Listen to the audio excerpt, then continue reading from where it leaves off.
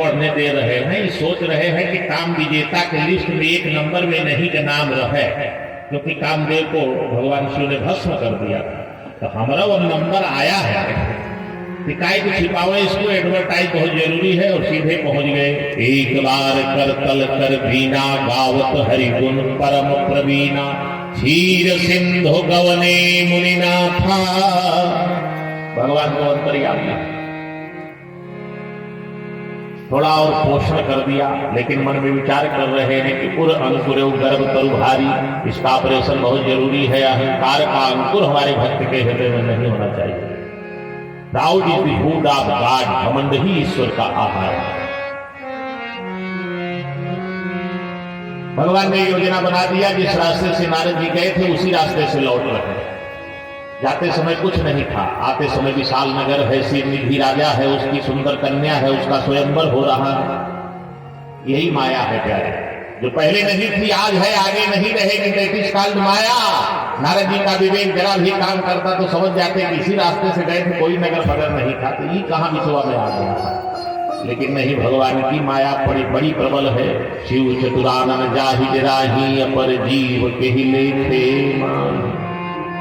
सब लोग घबराते हैं भगवान की माया, फंस गए नारद जी बेचारे। विश्वमोहिनी का हाथ दिखाने के लिए राजा सिरनिधि ने जब आग्रह किया, हस्तरेखा देखने के बाद तो और माया का सवार प्रकोप हो गया सिर पे।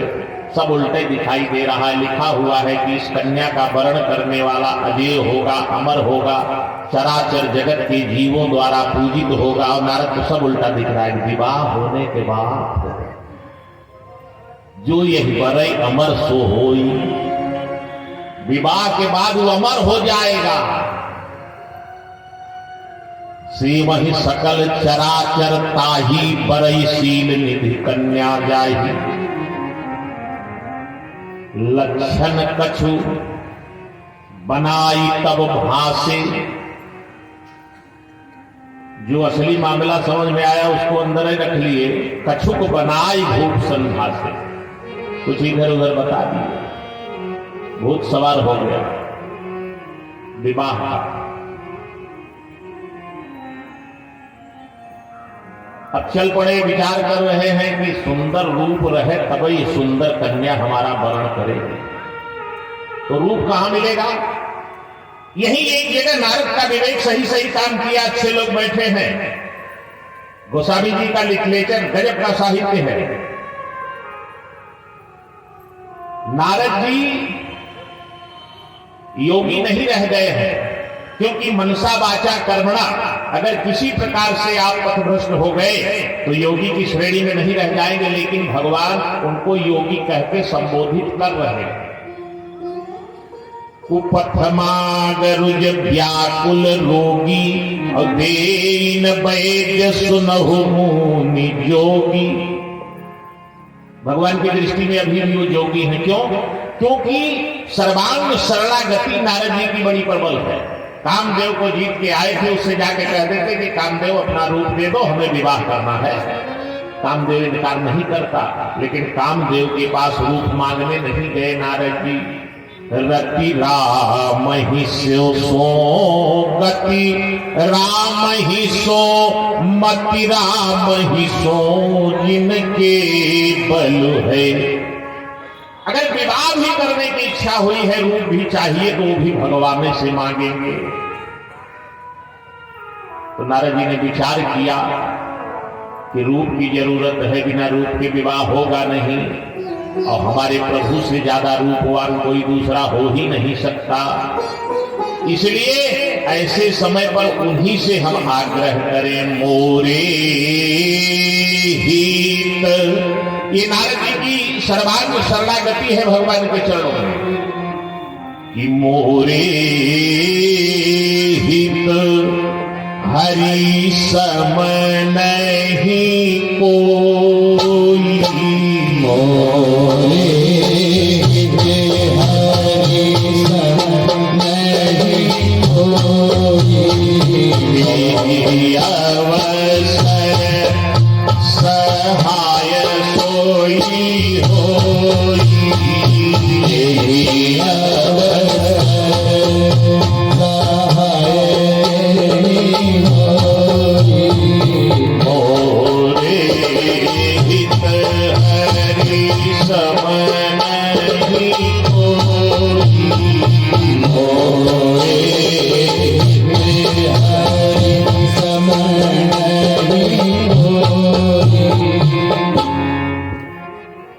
भगवान से बड़ा मेरा हितैषी कोई दूसरा नहीं। और इसी शरणागति ने नारद को बचा लिया। महाराज मनु और शतरूपा की कथा रामचरितमानस में आती है। राज्य का सुख भोग करते चौथापन आ गया। एक दिन मनु जी के हृदय में विचार आया, विचार कभी कभी करना चाहिए प्यारे, कितना पाए कितना गंवाए। मनु जी ने विचार किया कि हमारा जीवन बीत गया बिना भगवान के भजन के, राज्य के सुख भोग में होई न विषय विराग, भवन बसत भा चौथपन, हृदय बहुत दुख लाग, जन्म गयऊ हरि। अच्छा, शुभ कार्य का संकल्प जब जीवन में आए तो उसका वादा मत करो तुरंत। मनु जी ने भी विलंब नहीं किया। जैसे ही शुभ कार्य का संकल्प जीवन में आया तत्काल उसको क्रियान्वित कर दिया। बेटे को बुलाए, बोले राजा बन जाओ। बोला नहीं पिताजी, आप रहिए, आशीर्वाद देते रहिए, हम सब काम करेंगे लेकिन राजा आप ही रहिए।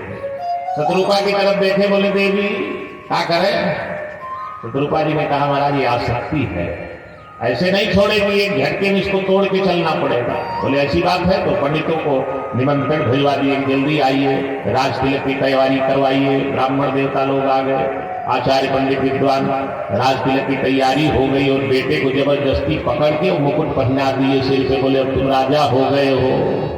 कि बरबस राज सुतहि में पभी, बरबस राज सुतहि में पभी, बरबस राज सुतहि में पभी, बरबस राज सुतहि में पभी, नारी समेत कवन बन कीना, नारी समेत कवन बन कीना, नारी समेत कवन बन कीना। श्री राम जय राम जय जय राम जी, श्री राम जय राम जय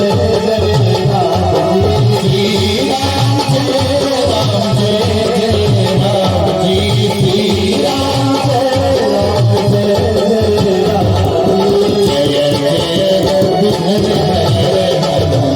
जी। जय जय विघ्न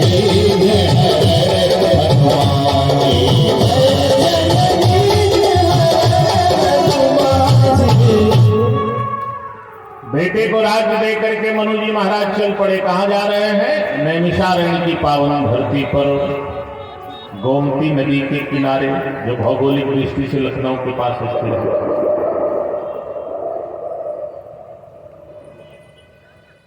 तपस्या का श्री गणेश हो गया।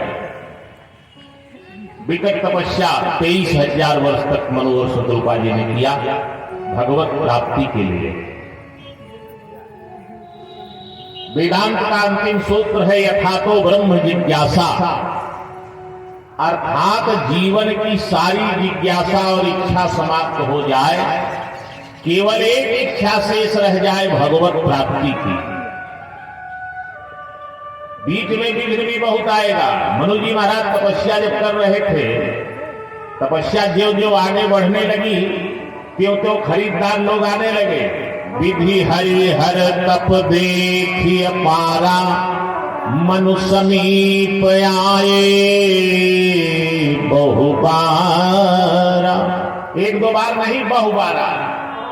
मां बहुबर बहु भांति लो भाई, वरदान मांगो राजा।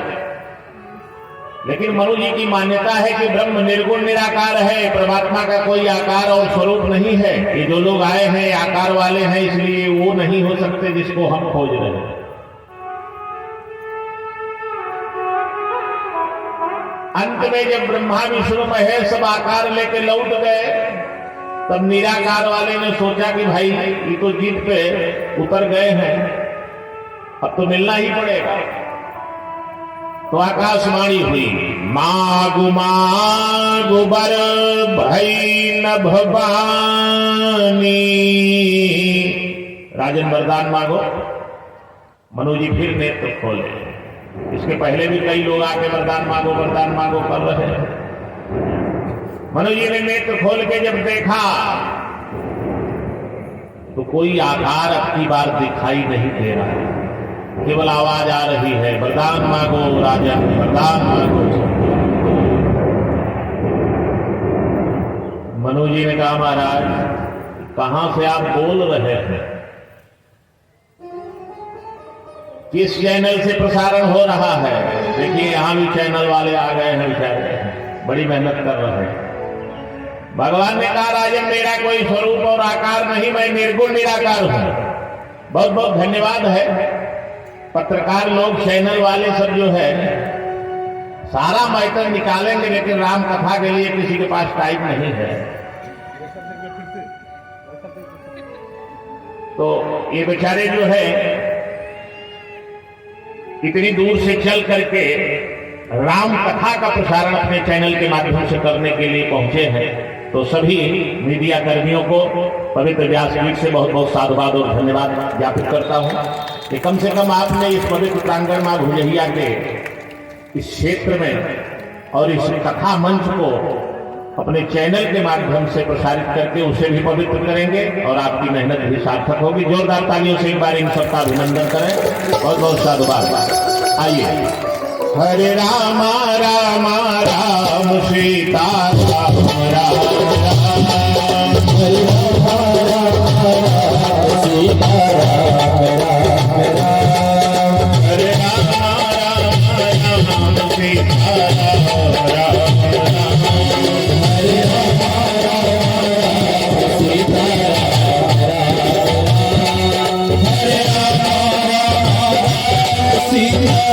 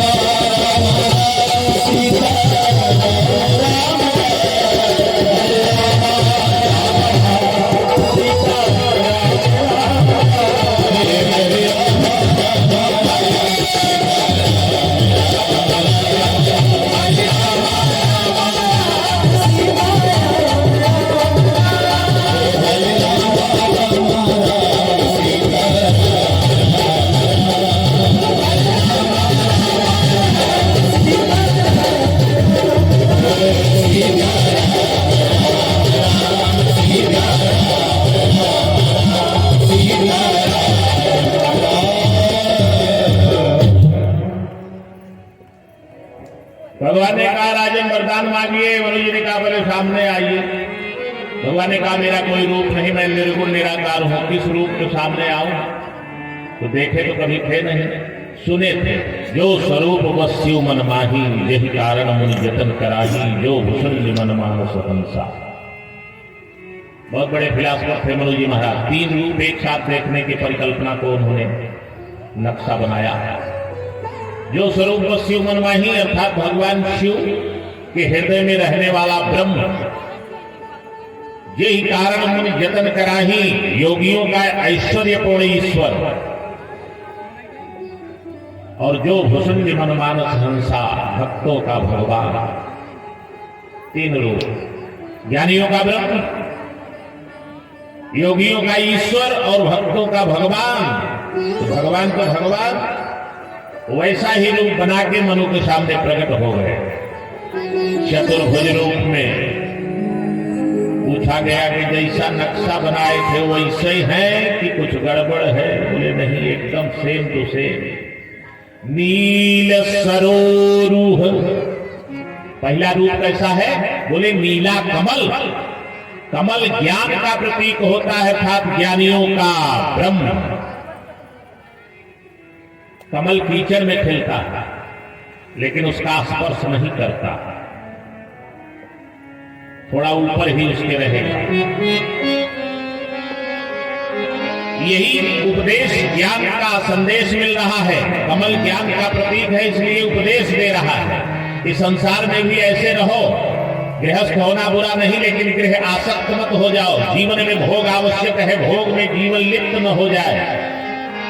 पानी में नाव है, किनारा मिल जाएगा, लेकिन जब नाव में पानी आएगा तो डूब जाएगा।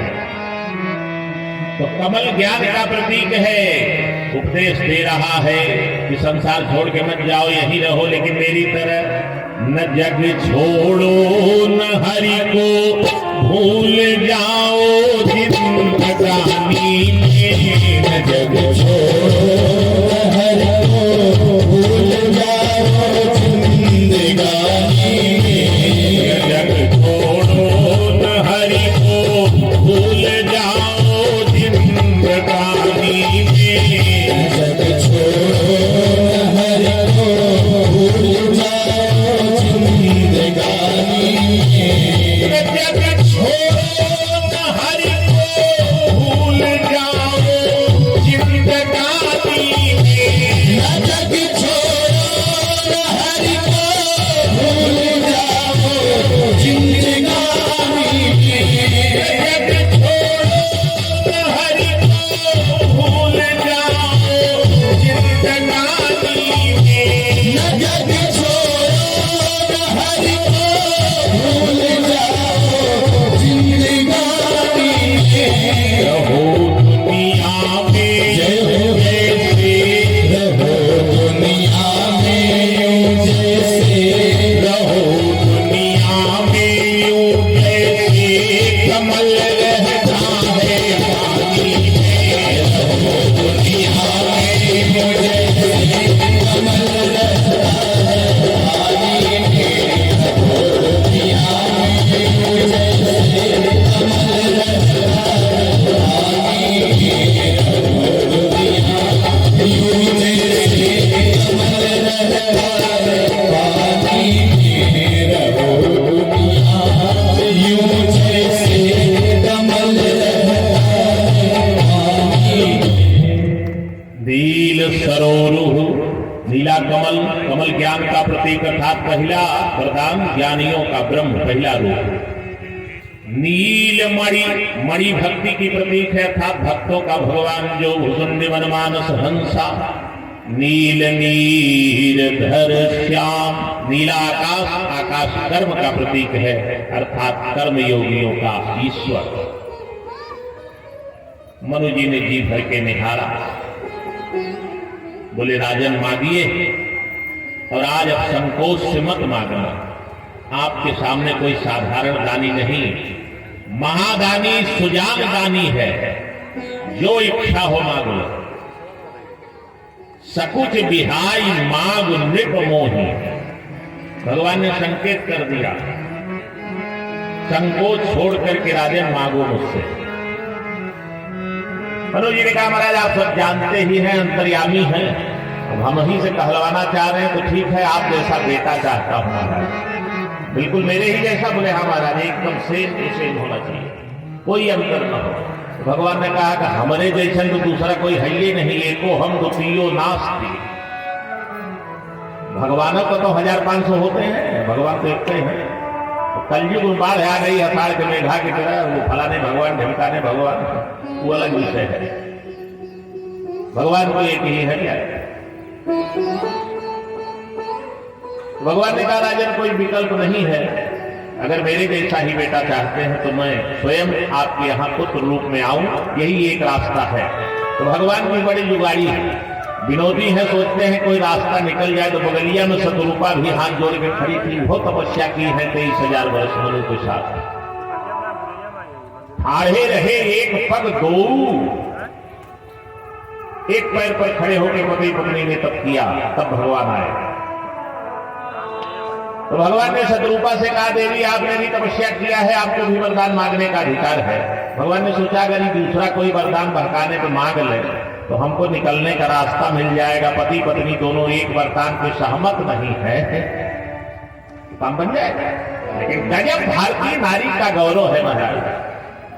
शत्रुपा जी ने कहा महाराज सतरूप ही मिलो की कर जोरे और देवी मागो बर जो रुचि तोरे। आप भी वरदान मांगिए। अब चालाक और चतुरपति की परिभाषा बता रही है शत्रुपा जी। शत्रुपा जी ने कहा महाराज हमें और कुछ नहीं चाहिए कि जो मरनाथ चतुर ने मांगा चतुर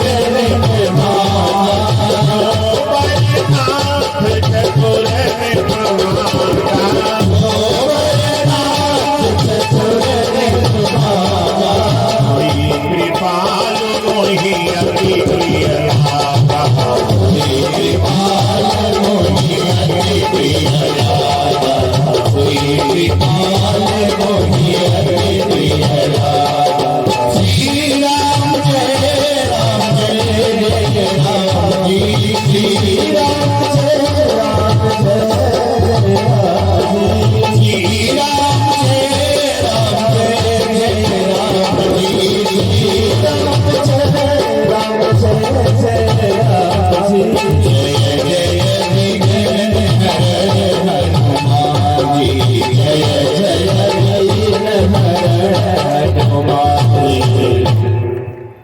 शत्रुपा जी ने कहा महाराज हमारे चतुर पतिदेव ने जो वरदान मांगा है वही मुझे भी है। मेरे पति से ज्यादा चालाक और चतुर किसका पति होगा महाराज। अखिल ब्रह्मांड नायक जगत नियंता परमात्मा को भी बालक रूप में मेरी गोद में खेलने के लिए मेरे स्वामी ने विवश कर दिया है।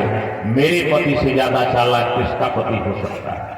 भगवान ने कहा धोबिया पाठ लग गया, जान नहीं बचेगी। ठीक है, वरदान पक्का, पुत्र रूप में आपके यहाँ आऊंगा, अनशन सहित मनुष्य उतारा अपने अंशों के साथ, अर्थात ब्रह्मा विष्णु महेश को भी लेकर के।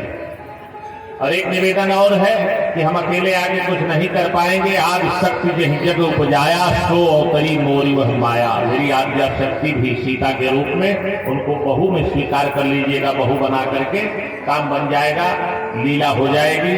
भगवान एग्रीमेंट करा के वरदान वचन देके अंतर ध्यान हो गए। कुछ दिन के बाद शरीर त्याग करके मनु शत्रुपा ने स्वर्ग में निवास किया।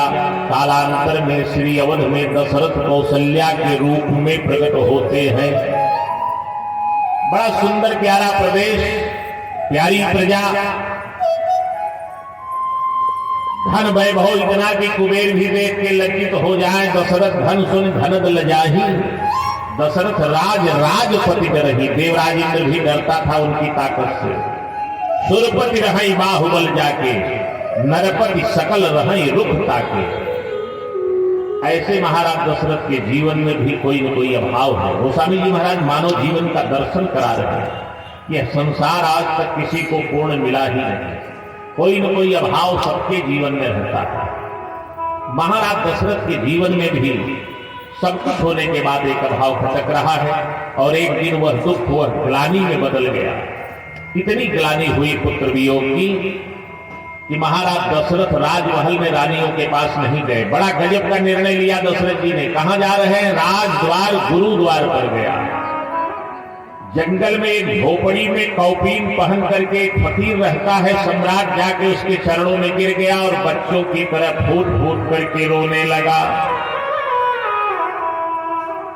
एक बार भूपति मन माही, एक बार भूपति मन माही, है उतलानी मोरे सुतनाही, है उतलानी मोरे सुतनाही। गुरु भी है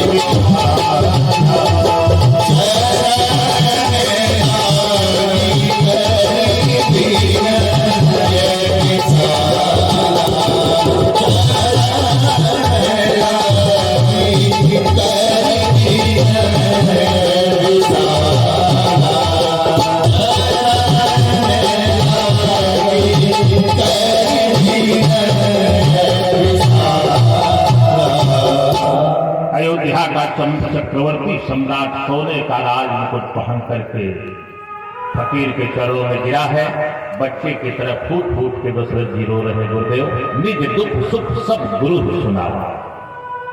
क्या मेरे बाद अयोध्या के इस राज्य का कोई उत्तराधिकारी नहीं रहेगा गुरुदेव?